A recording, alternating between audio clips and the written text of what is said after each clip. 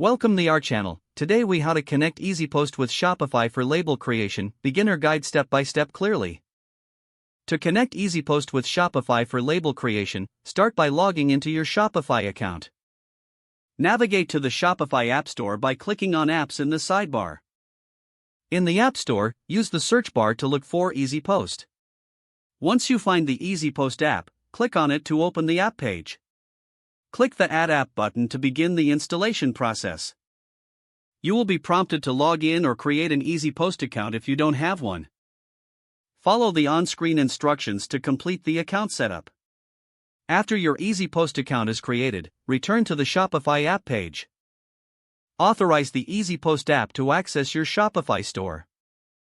Once authorized, you will be directed to the EasyPost dashboard within Shopify.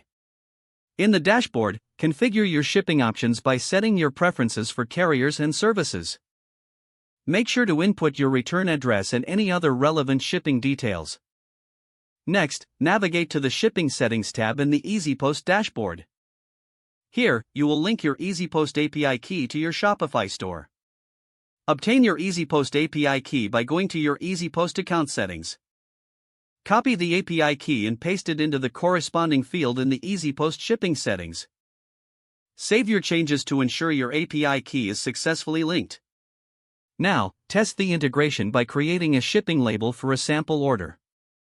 Go back to your Shopify admin panel and find an order to fulfill. Click on the Create Shipping Label button for that order. EasyPost will generate a shipping label based on your configured settings. Review the label details and confirm the label creation. Print the label once it is generated, and attach it to your package. You have now successfully connected EasyPost with Shopify for label creation. If the page does not load, refresh the browser or try again in a private or incognito window. Make sure you are using the correct email address, then retype it carefully to avoid small typos. If your password is not accepted, use the reset option and create a new strong password you can remember. Check your spam folder for verification or security emails, then complete any requested confirmation steps. Enable two-factor authentication if available to improve account security and reduce unauthorized access risk. Don't forget to like this video and subscribe to our channel for more step-by-step tech guides.